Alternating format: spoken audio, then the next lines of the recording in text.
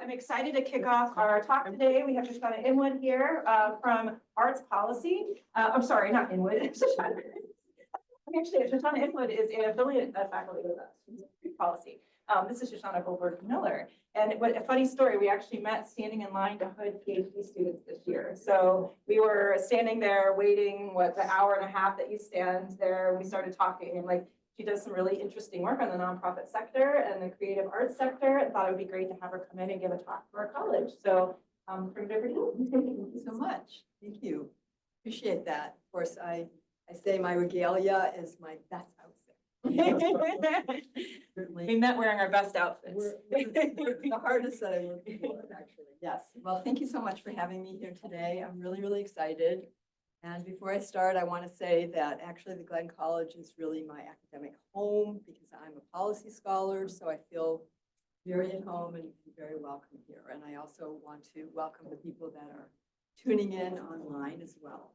So this is going to be an exciting talk today. I think we'll have a lot of fun. I actually said right before we started that one of my pet peeves is when people go back to their slides after they're done with their talk. So I'm going to say that since this is a collegial setting, if you have questions along the way, please do interrupt me. It's not a problem. We'll also have time for questions afterwards, but I'm looking forward to all of your thoughts about this as well. So just to tell you a little bit about me, I'm originally from Toronto, Canada, born of an American father, so I do have a dual citizenship. I got a BFA in ceramics from the University of Michigan. I don't think I can say that word here. Don't worry now, I'm a Buckeye, never fear. I have a master's in business administration and arts management from SUNY Binghamton, upstate New York. My doctorate, after many, many years working as a fundraiser in New York City, I decided to go back to school to get my PhD at the new school, and my area was public and urban policy, my specialty, cultural policy. And you can kind of see, I'm going to tell you a little bit about my journey and my scholarship. I was able to find the cultural policy field. You can see that I have an arts background. So when I was getting my doctorate in public and urban policy, I discovered arts economics and the creative economy. And so that was really a place for me to come back home to the creative sector. Here I'm an associate professor of arts administration and policy at our university, the Ohio State University. And I also have a courtesy appointment in city and regional planning at Ohio State as well. I want to talk a little bit now about the research methods that I use. So I really rely on policy theories and frameworks. And these are so critical and important to guiding the research. They're really the way that I really understand the subject at hand and really utilize and leverage those policy theories and frameworks. And of course, the Sabatier theories of the policy process is my well-worn book that I use a lot. And I just, when I'm starting some research, I go into that book and I kind of see which of these theories really resonate with the kind of research that I'm doing for this project, for any project. And so that's something that I really rely on. I do a lot of interview work. I use mixed methods. I use historical and archival data. I use qualitative, semi-structured interviewing. And I really try to have, we talk about a relationship between the data, and your theory, and not really having the data drive the answer, but not having us drive it either. So I work together with the data. When I did my dissertation, I literally had my living room plastered with snippets, try and gather my data for themes.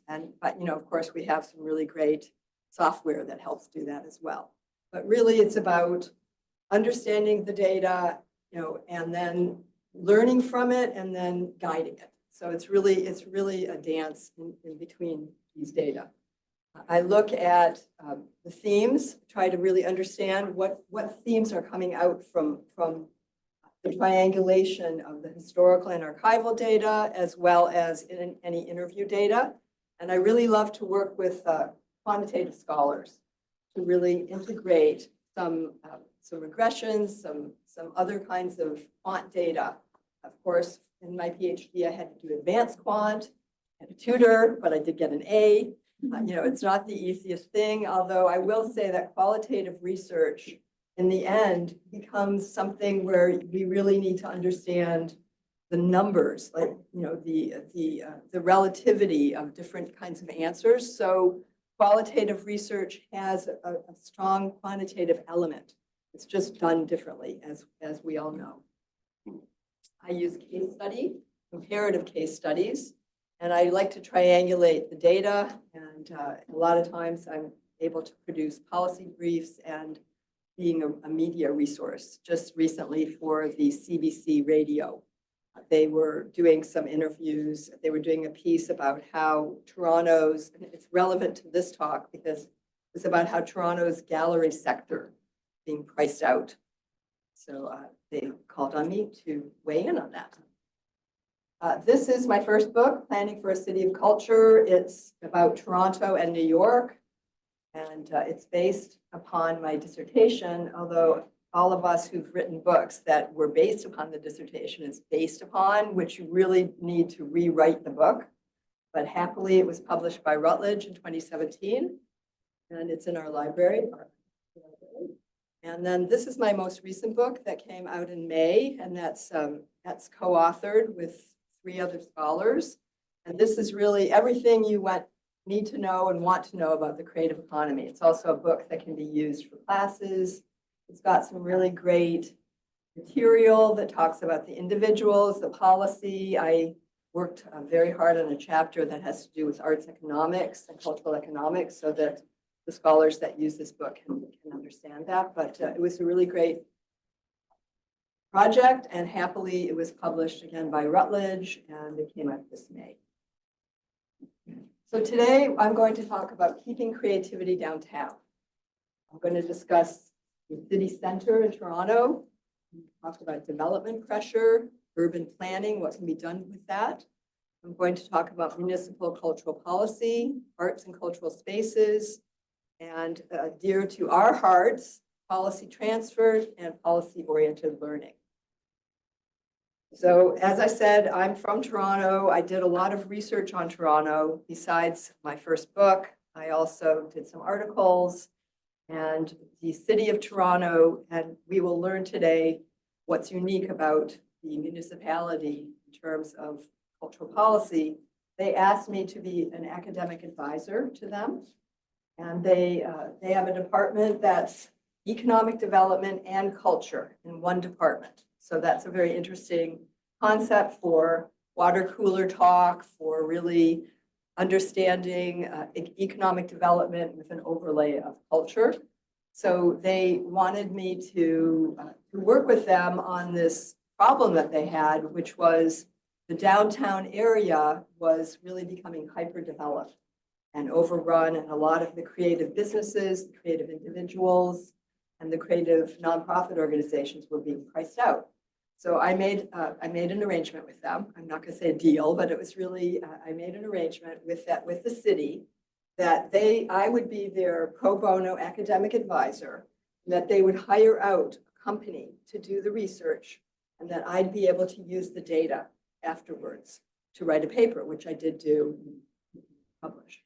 So that's really a good example of where a scholar, an academic, can work together. Of course, we know that we can go into the for-profit sector and have a company and be a consultant and make money.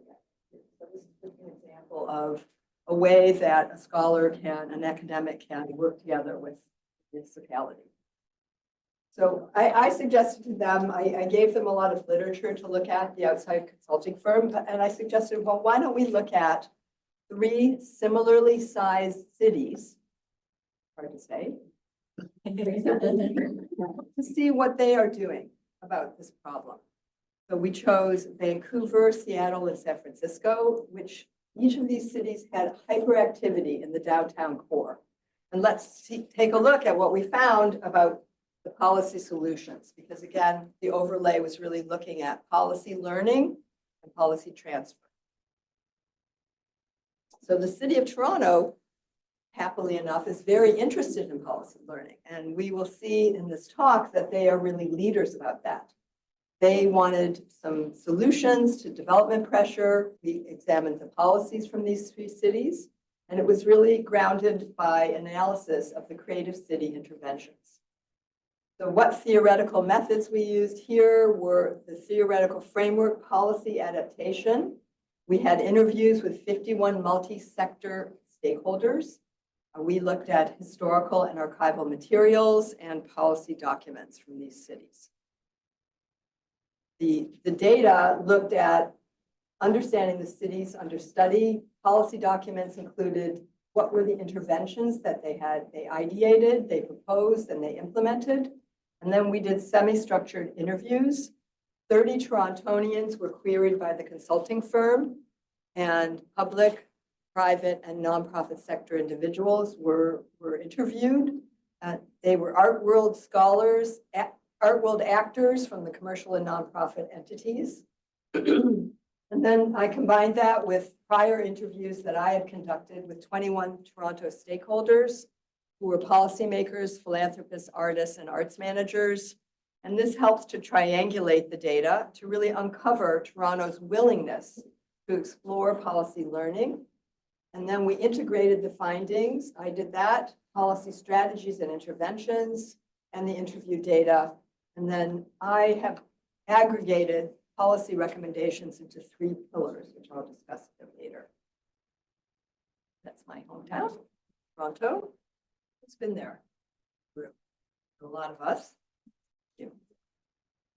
All right, so to start the conversation, it's really about policy and the center city.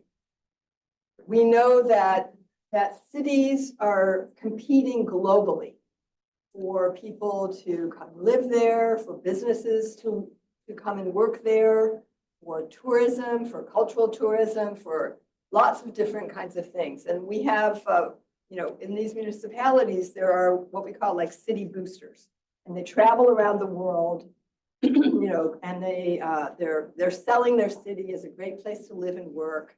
And they use, what could be more perfect than the creative city?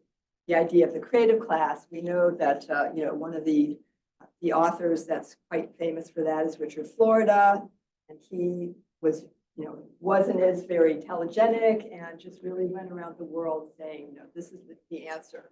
Creative city, creative class, and that was really something that they wanted to use to draw in high-performing residents and serve as economic generators. So here I talk about cycle of the creative sector. And I say that at the top, you start with creatives moving into a place for reason such as agglomeration and affordability, creatives moving in, and then we know people are drawn to the place. They want to be near the creatives and their outputs. We can just look at Franklinton. That's a really good example here in our city. And we say actors notice that these places have changed as far as popularity, density, and economic vitality. And then studies and reports are created. And that's where a lot of times we come in. So we academics are doing, studies and reports on this activity. And then we find that stakeholders, including the media, policymakers, developers, and tourists start to pay attention to this. And then this piece has a lot to do with social construction, which, the social construction of the creative sector. And so what happens then is the messages, and we know in social construction, a lot of times messages about people in the different quadrants. And I think some of us in the room have studied social construction. So we know that there are different, interventions go to groups in different quadrants in social construction, which is kind of a whole theory that's used in many, many fields. So what I'm saying here is that the messages about creatives start to change, and the public starts to change their beliefs that, oh, these creatives are a good thing to have here. We want more artists. We want more creative businesses.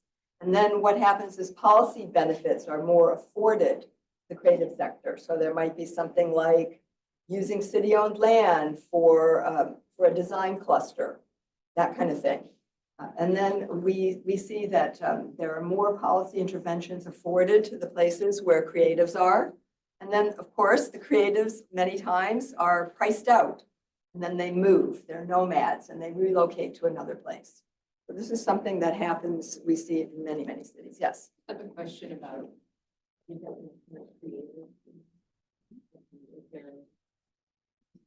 Definition. Okay, well, yeah, thank you for asking.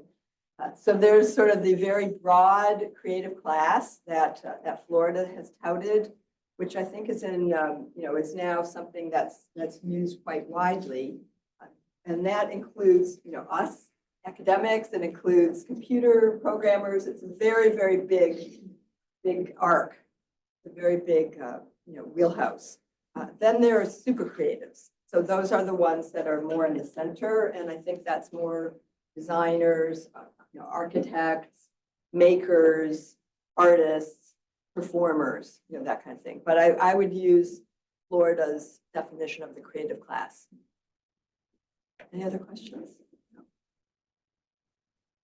Right, and then this is just another schemata about that, the change of ideas of creatives led by economists, academics, urban planners, change in public perception of creatives that's led by policymakers in the media, and then changes in interventions targeted to cities and targeted to creatives.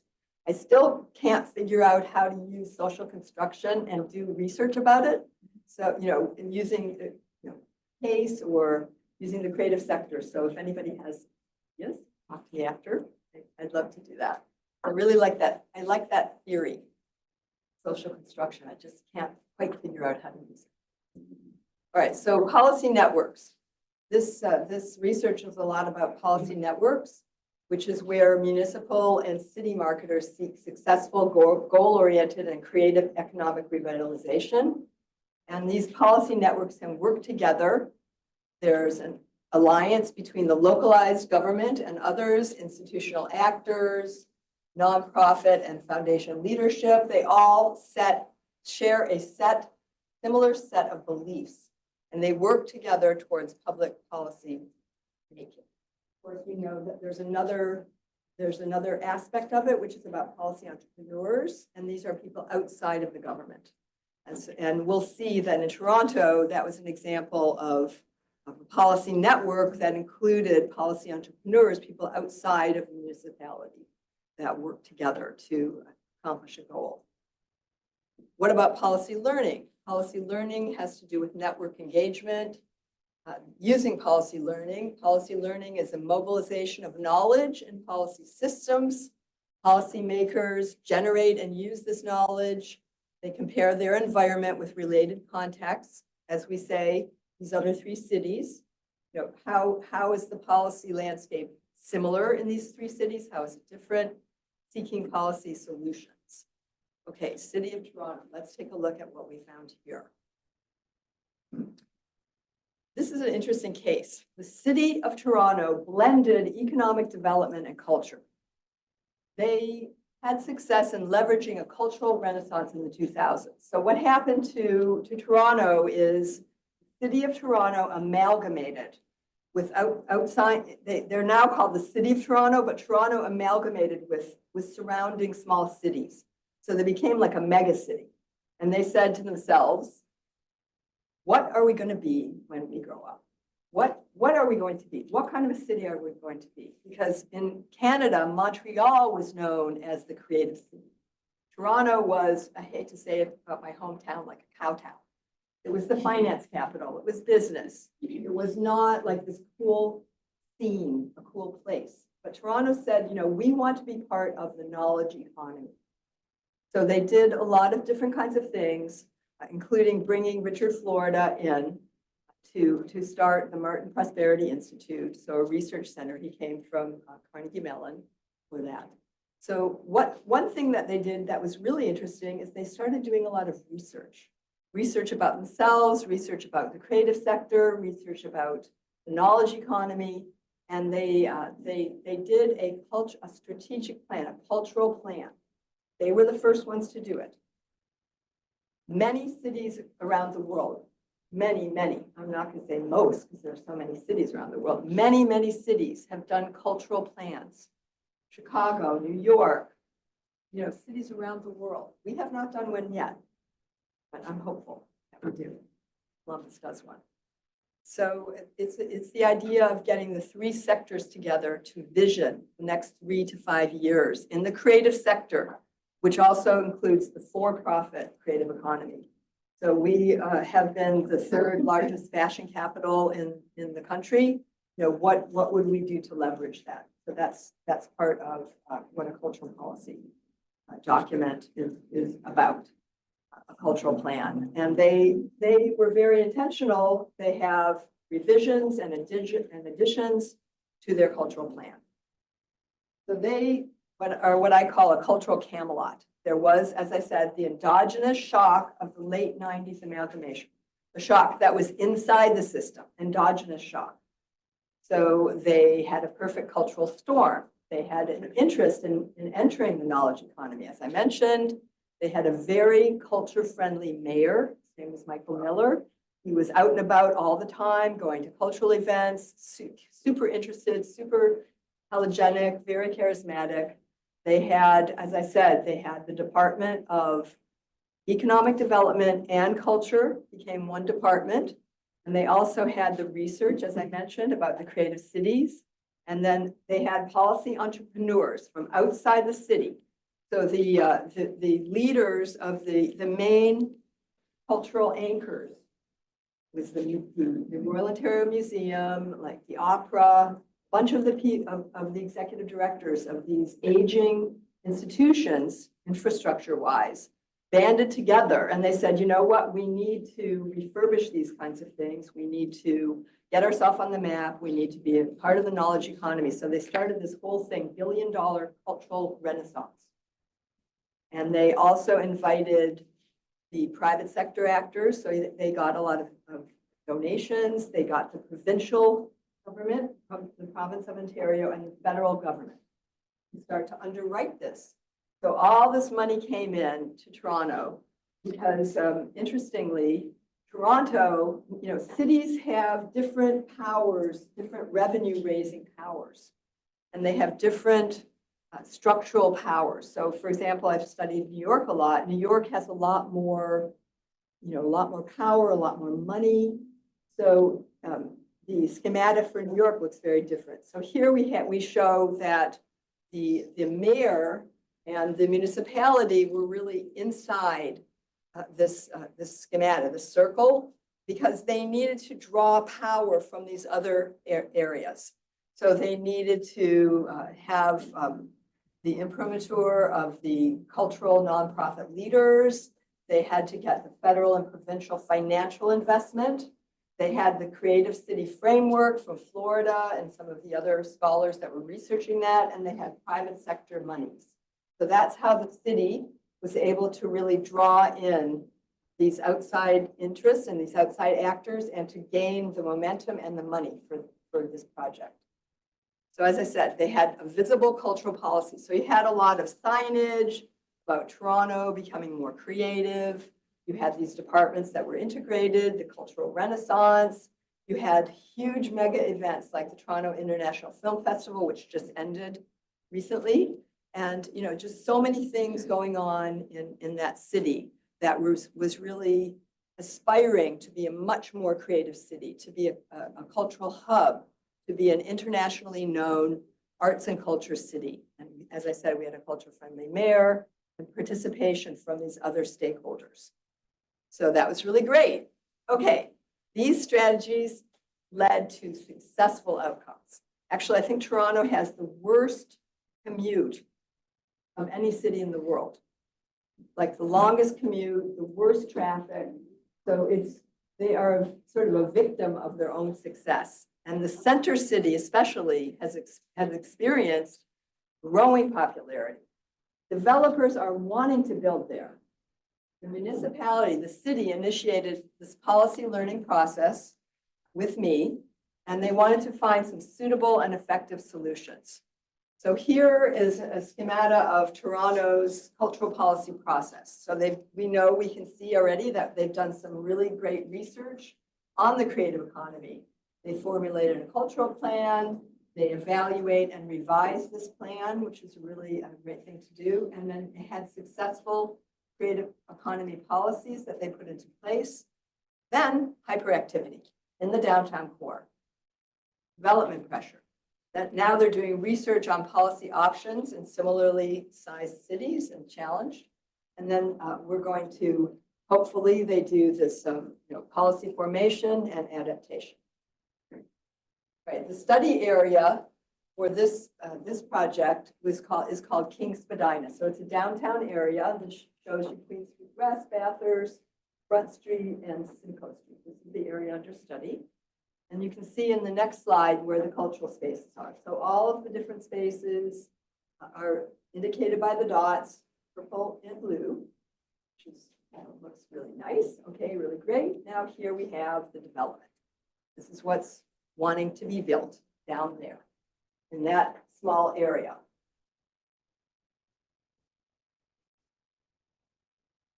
So let's see what people had to say about this conundrum here.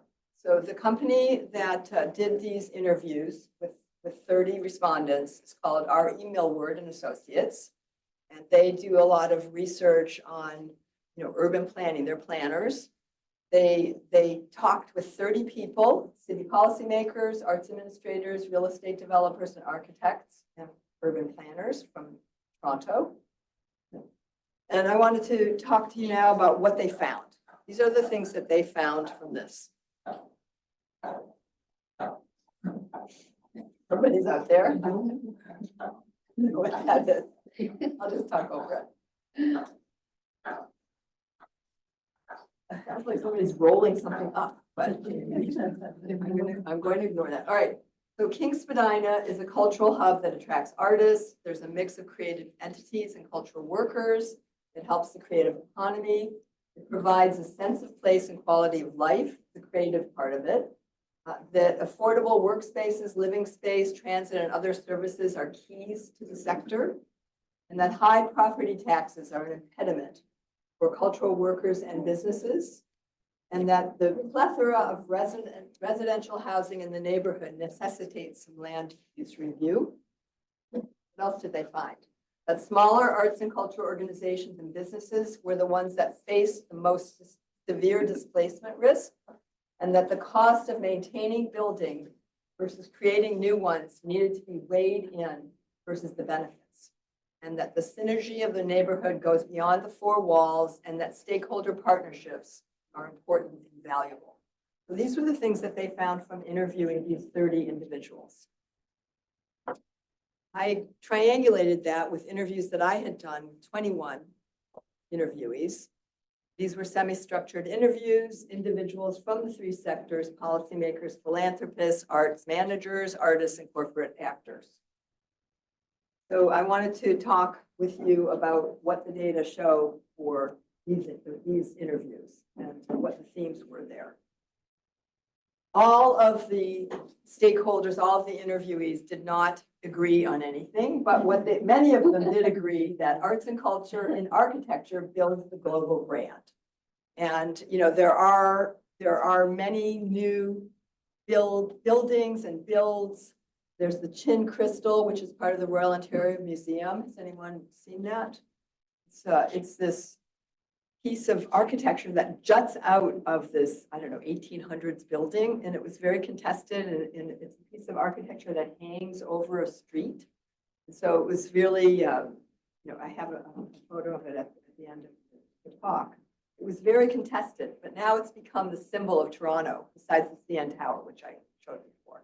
So it's really something that has become very important with the global brand, this architecture, interesting architecture. City Hall integration, I talked about that, of arts and culture and economic development, that these respondents felt that it helped to compete globally as a center of culture, and that neighborhood revitalization is part of arts and culture and real estate, that private sector funding of arts and culture is important. And I mentioned that, I think I mentioned that I was a fundraiser for many years. I did say that. Canadians, not as good at asking for money.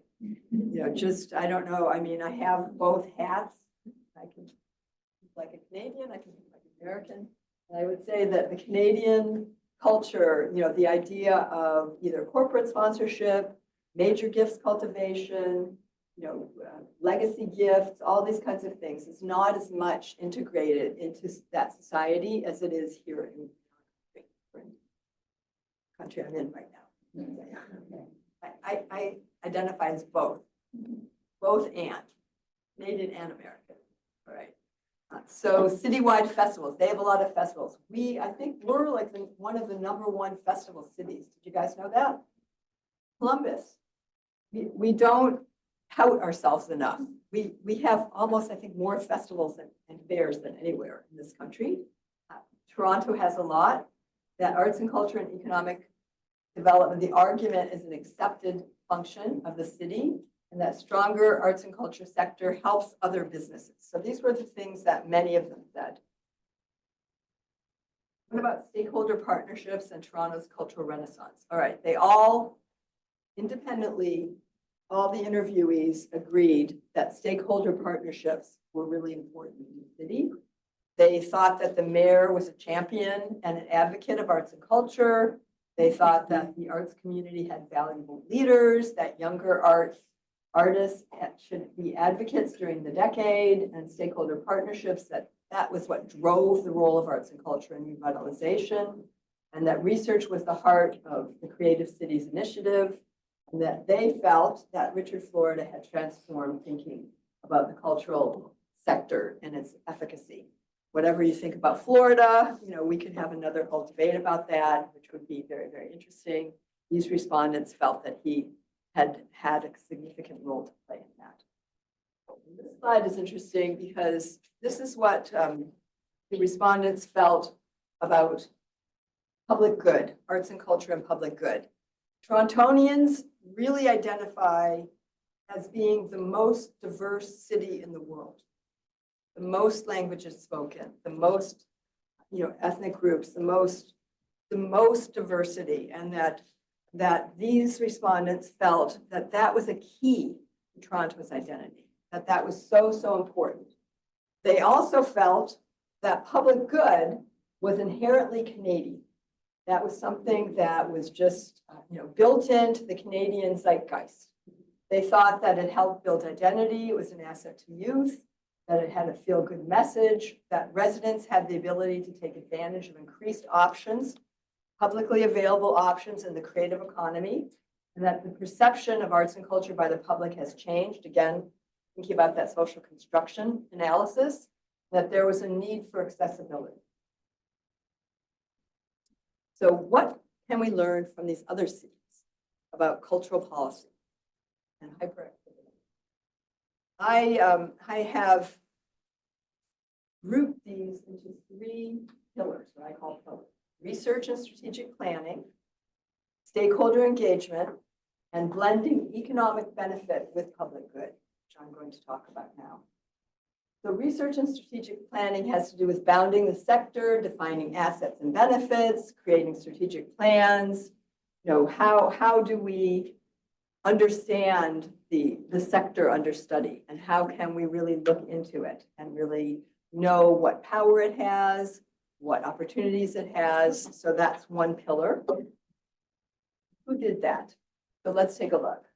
The research was done by San Francisco. They bounded the sector. So they said, this is what we mean by the creative economy, by the creative sector. San Francisco did that, and Vancouver did it, and Seattle did not. And strategic plans, but they all 3 cities created cultural plans, strategic plans. Stakeholder engagement, by that I mean connecting sector actors, fostering learning, and protecting cultural spaces. And the connecting the sector actors, so San Francisco and Vancouver both had programs to do that. And then fostering learning, really giving agency to the creative sector, helping them understand how to build their financial freedom, how to rent with option to own.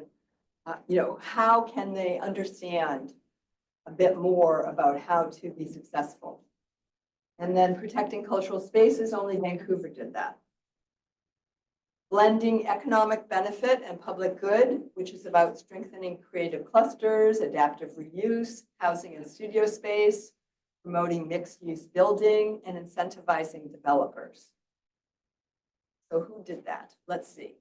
So Seattle did strengthen the creative clusters, so did Vancouver. Adaptive reuse was big in Seattle. They all did housing and studio space for creatives in the contested area, in the hyperactivity area of the downtown. Mixed use building with San Francisco and incentivizing developers. So that would be, giving some kind of tax breaks for developers that incorporated a creative economy business or having artist studios there. San Francisco and Seattle did that. So this is a schematic of all the interventions and who did what. So we know they all created strategic plans. They all did cultural plans, and they all did housing and studio space for artists. But otherwise, some of them did some things, some did other. So what are some of the tools here that were really valuable? Articulating the value of the sector, educating cultural stakeholders, forming a task force, establishing a database, municipal tax relief opportunities, encouraging physical beautification, and acknowledging participating landlords. So we see policymakers must determine which options resonate with ideological goals. And it's a mix of development and cultural industry sustainability, policy instruments coupled with political will. So if you don't have the political will, and we know that endogenous shocks can also include changes in leadership. A new mayor doesn't like the old idea, so they throw it away. And they have to accept and internalize policies from other provinces and countries. And the role, as I said, to the policy entrepreneurs, non-state actors, and policy learning transfer and adaptation. And that has the arts community, nonprofit cultural organizations, creative businesses, and individual creative sector leaders. These would be part of the policy entrepreneur stakeholders, and they can influence decisions made by the cultural policy architects who work inside the city. So I'm going to talk now about what I see as policy recommendations in general. And as I said, it's going to be in the 3 pillars of research and planning, stakeholder partnerships, and strategic integration. First of all, in research and planning, what we need to do, or what cities can do, is analyze the way that arts and culture interventions can support their economic development agenda and integrate these findings into a variety of policy interventions. And they need to create buy-in to a creative city plan. So that would be outside the city, and raise awareness of the creative community's impact, economic and social, and identify strategies for future growth. Toronto, we know, produced a wealth of research and reports, and they use these to guide their policy development using arts and culture. Second, partnership development. It's really important that cities build and cultivate relationships and stakeholder partnerships across policy domains and sectors. So policy domain would be economic development, tourism, arts and culture. We want them to have a relationship together. And they need to facilitate consultation and open dialogue between the private and the public sector actors. The city could be the convener and the locus for this activity, and of course, leverage the private sector support and gain buy-in from the all-important creatives, the cultural community. The third thing is what I call strategic integration. And that's where arts and culture is part of economic development, but it targets both economic and social benefit. So it's public good and economic benefit, and seeing that that's something that when they work together can be more powerful. This addresses many stakeholders' goals and enhances the brand building of a city, revenue generation, and public good, which creates what I call an urban cultural policy ecosystem. That has to do with the identity of a city and its brand, the public good, the creative economy, which we've been talking about today, built environment, stakeholder partnerships, economic benefits, and creative citizenship. So I believe that Toronto is a great role model. It's self-reflective. They are looking at policies from other cities to see what they can adapt for themselves. And these are tools that are available to actors in cities outside of epistemic municipal communities. So what should cities do? They should gather data, assess the applicability to the specific situation, and formulate bespoke solutions that will work for them. All these leaders working together, the municipality, nonprofit leaders, and private sector actors, leverage these tools for change. And just to give you a little taste of some of the things that I'm working on now, there's a cultural trail in Indianapolis that I think is really interesting. And if anyone's been to Gay and High Street and seen, it's called Current. There's a big sculpture that's over there. And then interestingly, 2 anchor restaurants on either side of that sculpture. So I and Jack Nasser, who is an emeritus from City and Regional Planning, are going to start doing some research about that public art and kind of how that's changing that neighborhood. Operationalizing that, the effects of that. There's also going to be cultural trail coming to Gay Street.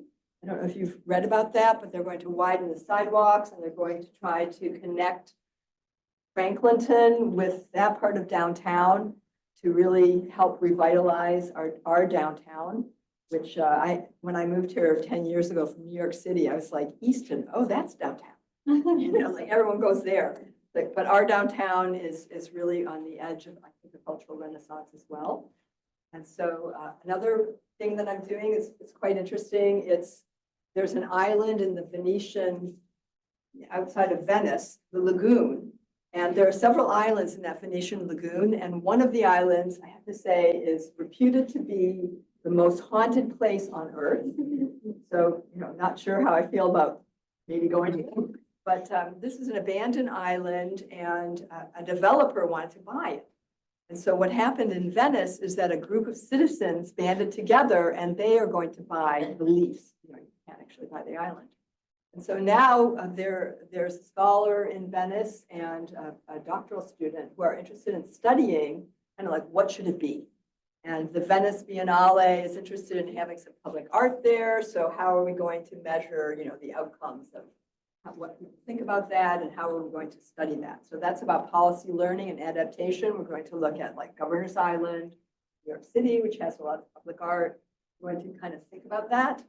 And then I'm also part of a group that's looking at, there's a public art project here in Columbus, and how is that going to affect the city? What can we study about that? Thank you very much.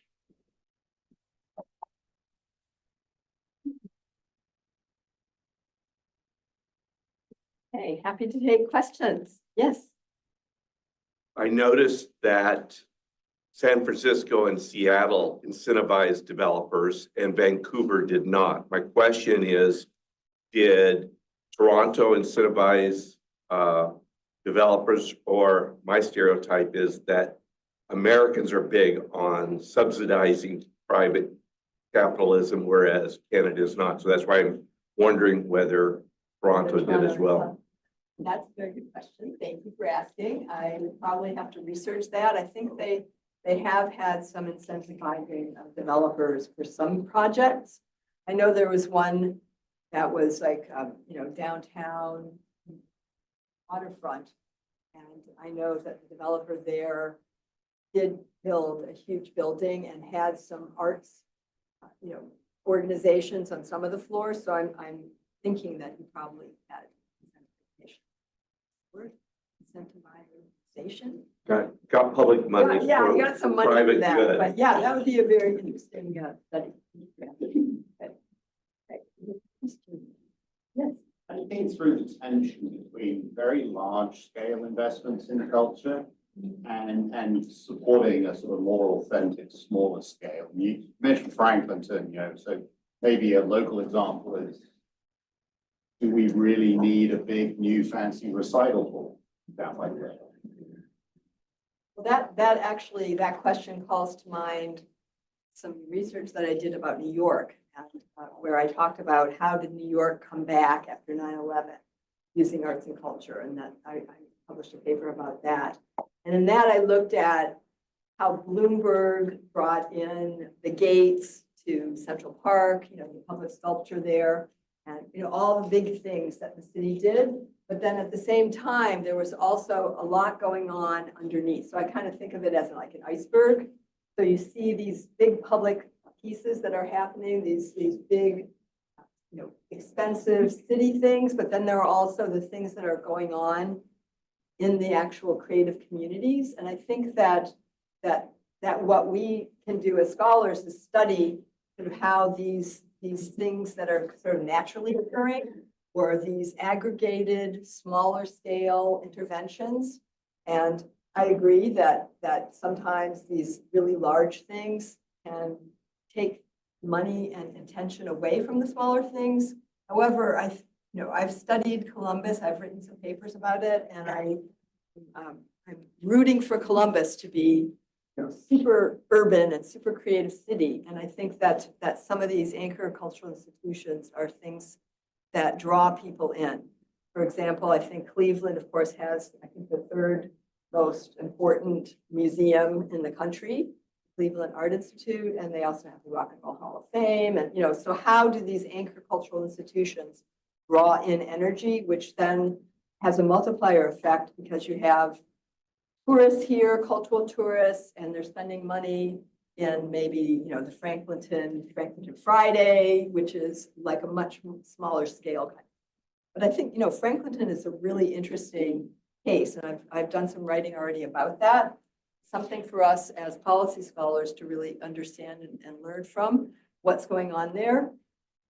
That's a real contrast in 400 West Rich, this artist building, and then you have the Junto Hotel, these beautiful new fancy buildings. So it's an interesting contrast. Thank you. One of the roles of government policy is safety and health. And often when artists move into an area, it's because the rents are cheap. And a lot of the facilities that they tend to move into set up their creative space, their civic space, turn into fire traps. And when you start imposing codes and requiring lead removal and asbestos remediation and things like that, then it gets really, really expensive and it can price the artists out of that space. So are there any policies or initiatives that you've seen in your research that looks at fostering the development of the arts with health and safety? Asking. I think that I have not studied that specific kind of area, but I think that's really important. And that's where I would say the way that I would approach that is that the creatives need to have agency for themselves. In other words, when they go into a place, they need to know that it's going to be a safe place. And so whether that's getting a grant for small business from a city to try to renovate a building that they want to be in, so it's up to code. But I think that's a key problem, and that cities should pay a lot more attention to that. Yes. One of the big cases is Branson, Missouri. I remember when that was first developing. And one of the reasons why so many creatives were flocking to Branson was lack of zoning. And all of my peers, and I'm in engineering and the infrastructure world, and I was like, these are going to be fire traps. And now if you look at the headlines, fire, fire, fire, fire, fire. And all of these halls, all of these music halls, all of these places that were developed down there. And, so that's one of what draws the artists in is cheap. Yeah, and big spaces, beautiful spaces, interesting spaces, but they're cheap. But sometimes they're not safe. dangerous. And that's part of the role, I think, of public policy and government is to, remind the artists that they also, that safety is worth investing into. I think that's really important. That artists have to know, and that we don't want them to go into dangerous places. Thank you for sharing. Just, thank you for a very interesting presentation. Two questions, building on the latest comment that, and at the beginning of your presentation, you also pointed out that one of the things that drives creatives is affordability. So in the long run, is there any counterproductive impacts in terms of creatives are attracted to affordability, mostly probably housing, but development and attracting so many creatives will drive house prices, and also it may have an unintended effect of gentrification. You live in New York City, you just need to look at Prospect Park, right, Brooklyn, and gentrification could be an unintended consequence, and in the long run, it could be counterproductive if housing prices are, and that also indicates developers' interest, also indicates the problems with housing affordability. So, is there any long-term counterproductive impact that needs to be taken into account when you're, attracting creators? You also have to think about how the affordability done, maybe, and also is there any incompatibility with smart city initiatives? I mean, are these go together? Because sustainability, I'm guessing, is also some point between creative, cultural and economic development, but also technology, marketing to be as a smart city. So, are there any incompatibilities between those?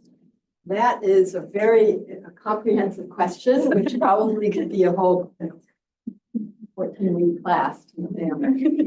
So let's see, I'll just aggregate a couple of, or I'll tease out a couple of things that you said. One is, does the cycle mean that it's about gentrification? Is it about revitalization? What is the tension there between artists coming in for affordability? And again, in the creative economy, I want to be really clear, the creative economy encompasses many fields that don't have income precarity. So it might be music production, the fashion business, design, architecture. These are businesses that are stable, that are flourishing, and they're not necessarily going into a place looking for cheap, affordable rent. They might be Madison Avenue, they might be, the design district, that kind of thing. But when artists come into a neighborhood, it does change.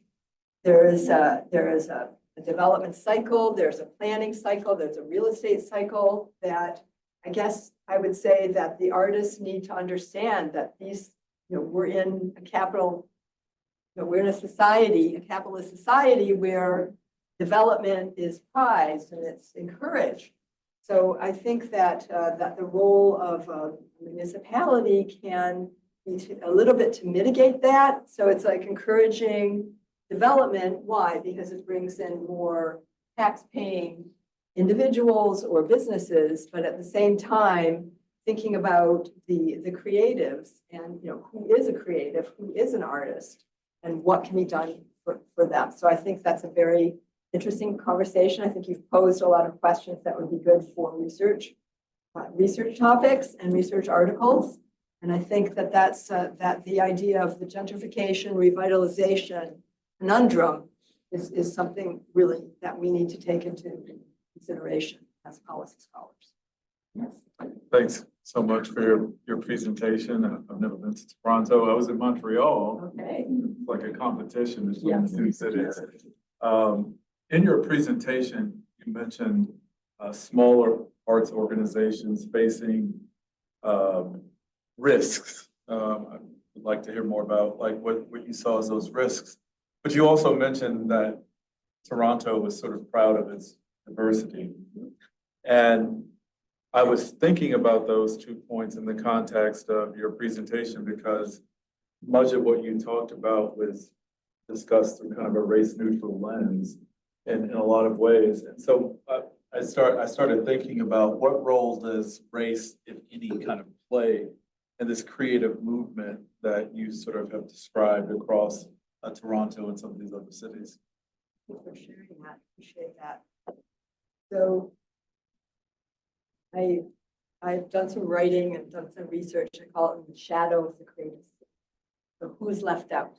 Who's left out of the conversation? Who's not at the top? You know, we love to talk about the policy table. I love that table, you know, wherever that could be. People coming in and being at the table.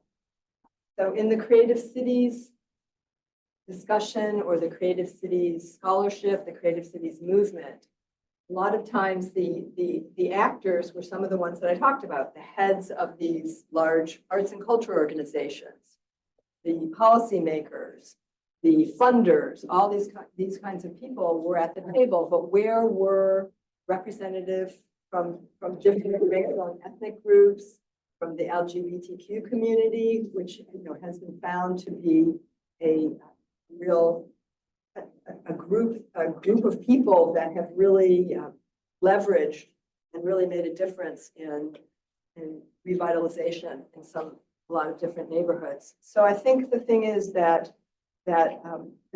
policymakers and planners have to be sensitive to a lot of the different groups that need to be represented at a table, and to really do some serious searching about who is part of a decision-making process, whether it's a small arts organization or a small group of people that represent not the primary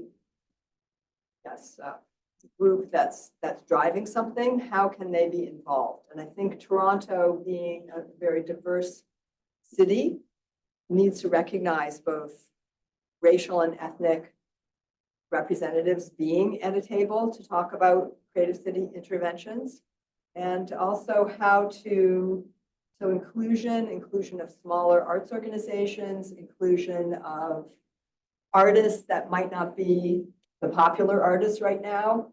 But I think that that line of reasoning or that line of inquiry would be very interesting. Time for one more, yes. I was really interested in the inclusion of San Francisco and Seattle as two of the cities. And I was wondering if you could tell us a bit more about us. Just what parts first, Florida would include technologists and creators, and those are two very tech cities. And so should cities, as they're doing policy, sort of think about what kinds of creatives they want, or is there good literature, or even work on, you know, I really, poets not so good, programmers very good, painters medium, I mean, something like that. And then part two, those two are tech boom towns that have like half the market cap of the country, headquartered them right now. Toronto's sort of a national flagship. I love to make a green Columbus. How should we think more about the Rust Belt states? How do they do this when they don't have just like, you know, money flying out of the printer like Seattle? Interesting. Thank you for asking. The Rust Belt cities, you know, it's very interesting because a lot of them have, you know, building stock that's still there. That's these really interesting old buildings. There are, I guess, two aspects.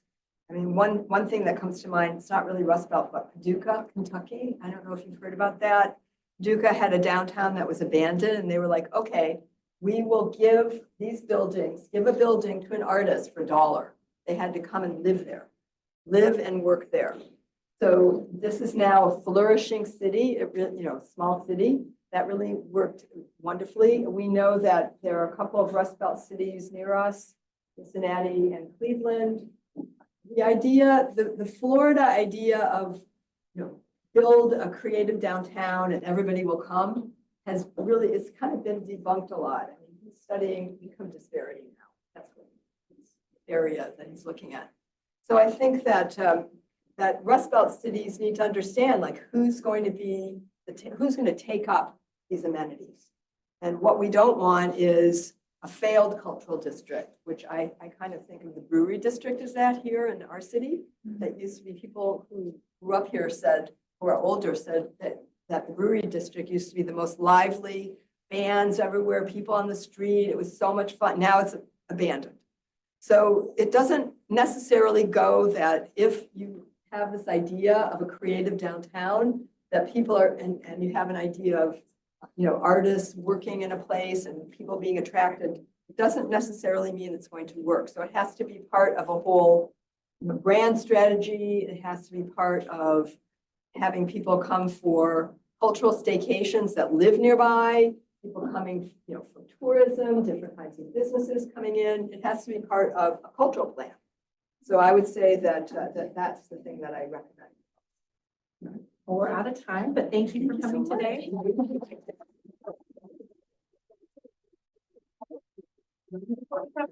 Maybe you'll be here for a few minutes if they want to say hi. Okay.